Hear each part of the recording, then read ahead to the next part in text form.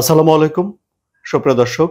আরব বিশ্ব কিংবা মধ্যপ্রাচ্যে রাশিয়ার প্রেসিডেন্ট ভ্লাদিমির পুতিনের প্রভাব অনেকখানি কমে গেছে। কোন ঘটনা থেকে এটি আমরা মনে করতে পারি যে রাশিয়া এবং ভ্লাদিমির পুতিনের প্রভাব মধ্যপ্রাচ্যে কমে গেছে, তা আলোচনা করব এই কন্টেন্টে। এই প্রতিবেদনটি আমি দেখেছি দ্য গার্ডিয়ান পত্রিকায়। সেখানে বলা হয়েছে যে ভ্লাদিমির পুতিন একটা আরব রাশিয়া সামিট করতে চেয়েছিলেন।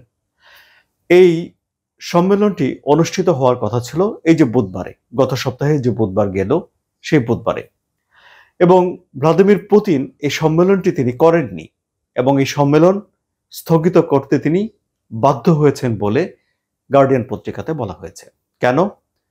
কারণ হলো যে আরব লীগের প্রধান এবং সিরিয়ার যে নতুন রাষ্ট্রপতি আল সারা, এই দুজন ছাড়া মুসলিম বিশ্বের বা আরব ওয়ার্ল্ডের কোনো দেশ সেই সম্মেলনে এখন যোগ দিতে পারেননি বা যোগ দিতে যাননি, কিংবা যোগ দিতে অস্বীকার করেছেন এই মুহূর্তে। আবার এমন এক সময় এই ঘটনা ঘটল যখন মিশরে ডোনাল্ড ট্রাম্প একটা সামিট করেছেন, একটা শান্তির চুক্তিতে সই করেছেন, যেখানে 20টি দেশের সরকার প্রধানরা উড়ে এসেছেন ডোনাল্ড ট্রাম্পের সঙ্গে সংহতি প্রকাশ করার জন্য এবং ছবি তোলার জন্য। আবার এই দুটো ঘটনাই এমন একটা সময়ে ঘটল যখন ডোনাল্ড ট্রাম্প তার হতাশা এবং বিরক্তি প্রকাশ করেছেন যে তিনি আর ধৈর্য ধরে রাখতে পারছেন না। তিনি অনেক উদ্যোগ নিয়েছেন রাশিয়া ইউক্রেন যুদ্ধ বন্ধ করার জন্য, এবং সেখানে রাশিয়া এই ইউক্রেন যুদ্ধ বন্ধ করার জন্য যথেষ্ট ইতিবাচকভাবে সাড়া দেয়নি। এমনকি ডোনাল্ড ট্রাম্প যে কথা বলছিলেন যে মিস্টার পুতিনের সঙ্গে তার দেখা না হওয়া পর্যন্ত রাশিয়া ইউক্রেন যুদ্ধ বন্ধ হবে না বা কোনো কিছু হবে না, সেটিও হয়েছিল আলাস্কাতে। দুই পক্ষের দেখা হয়েছিল। ডোনাল্ড ট্রাম্প তারপর বলেছিলেন যে জেলেনস্কির সঙ্গে যেন মিস্টার পুতিন বসেন, কিন্তু সে বৈঠক অনুষ্ঠিত হয়নি। এর আগেও 3বার তিনি যুদ্ধবিরতির চেষ্টা করেছেন। ভ্লাদিমির পুতিন শর্তের বেড়াজালে ডোনাল্ড ট্রাম্পকে ব্যস্ত রেখে সেই যুদ্ধবিরতি আসলে হতে দেননি। এখানে একটি বিষয় স্পষ্ট, সেটি হলো যে শুধু এককভাবে যে মিস্টার পুতিন তার নিজের শর্তে স্থির ছিলেন তা নয়, ইউরোপ এবং জেলেনস্কি তারাও তাদের শর্তে স্থির ছিলেন তারা। ফলে দুই পক্ষের ভেতরে আসলে ব্যাটে বলে এক হয়নি এবং মীমাংসা হয়নি, কারণ কেউ কাউকে ছাড় দেয়নি।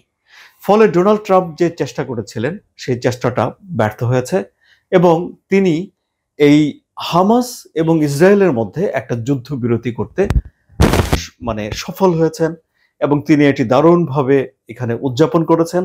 এবং মিশরে এই যে উদযাপনের যে অনুষ্ঠান, সেখানে ইরান যোগ দেয়নি।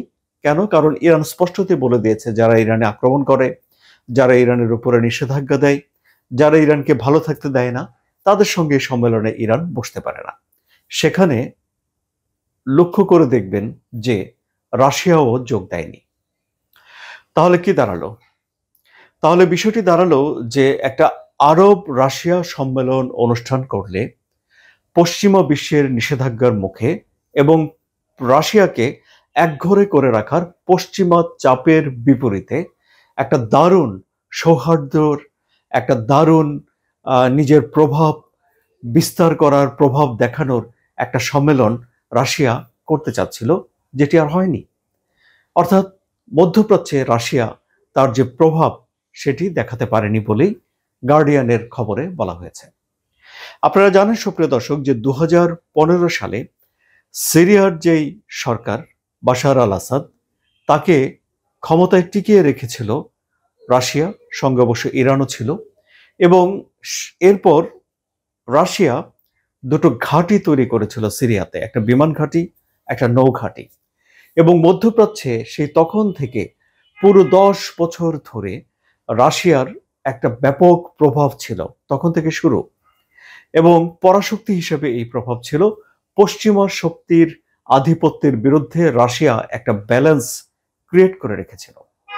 কিন্তু আপনারা জানেন যে 10 মাস আগে বাশার আল আসাদকে দেশ ছেড়ে চলে যেতে হয়, এই সরকারের পতন ঘটে। ফলে সেখানে রাশিয়ার অবস্থান নড়বড়ে হয়ে যায় এবং ইরানের অবস্থাও সেখানে দুর্বল হয়ে পড়ে। বিশ্লেষকরা বলেন যে রাশিয়া ইউক্রেন যুদ্ধ নিয়ে এত বেশি ব্যস্ত ছিল এবং ওখানে এত খরচ করতে হচ্ছে যে তিনি আর এদিকে মনোযোগ দিতে পারেননি। সুতরাং সেই হিসাব যদি আমরা মেনে নেই, তাহলে এই রাশিয়া ইউক্রেন যুদ্ধটি রাশিয়াকে আসলে বেশ ক্ষতিগ্রস্ত করেছে, এরকম একটা উপসংহার এখন অনেক বিশেষজ্ঞ টানছেন। এই নিয়ে অবশ্য বিতর্ক করা যায়। কিন্তু এরপর এখন যা দেখা যাচ্ছে সেটি হলো যে নিরাপত্তার জন্য যখন আরব বিশ্বের দেশগুলো একটা আরব নেটো করে উঠতে পারেনি, তখন আরব বিশ্বের দেশগুলো আরেকটু বেশি করে নিরাপত্তার জন্য মার্কিন প্রেসিডেন্ট ডোনাল্ড ট্রাম্পের দিকেই ঝুঁকে যাচ্ছেন বলে এখন প্রতীয়মান হচ্ছে। আবার ধরুন, ইসরায়েলের প্রধানমন্ত্রী বেনিয়ামিন নেতানিয়াহুর সঙ্গেও একটা ভালো সম্পর্ক রয়েছে রাশিয়ার। কিন্তু রাশিয়া এই যে ইরানের সঙ্গে সৌহার্দ্য, ইসরায়েলের সঙ্গেও কিছুটা টানাপোড়েন বা শীতল সম্পর্ক তৈরি হয়েছে বলেও জানা যাচ্ছে। এবং এই যে ইসরায়েল জেলেনস্কিকে একটা আকাশ প্রতিরক্ষা ব্যবস্থা দিয়েছে, তা থেকেও অনেকে এই সিদ্ধান্ত টানছেন যে ইসরায়েলের উপরেও রাশিয়ার প্রভাব খানিকটা কমে গেছে। আপনাদের কি মনে হয় সুপ্রিয় দর্শক? সব তো শুনলেন, আপনাদের মতামত শুনতে চাই, কমেন্ট করুন। আলোচনা ভালো লাগলে সাবস্ক্রাইব করে চ্যানেলের সঙ্গে থাকুন। ধন্যবাদ।